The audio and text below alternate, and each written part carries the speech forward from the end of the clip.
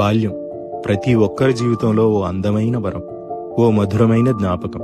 తెలిసి తెలియని వయసులో మరిచిపోలేని ఆనంద క్షణాలు ఎన్నో.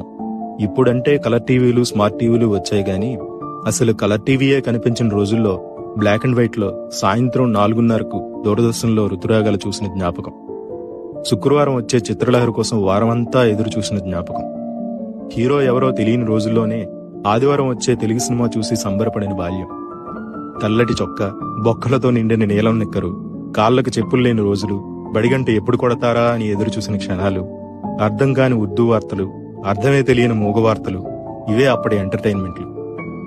చప్పరించిన పెప్పర్మెంట్లు, చీకపడేసిన మామిడి టెంకలు, స్కూల్ ఇంటర్వెల్లో కొనుక్కుతున్న ఆశా చాక్లెట్లు, దోసిళ్లతో పట్టి తాగిన బోరింగ్ నీళ్లు, గంటకి ₹2 ఇచ్చి అద్దెకు తెచ్చుకున్న పొట్టి సైకిలు, అవే ఆనాటి మధుర జ్ఞాపకాలు.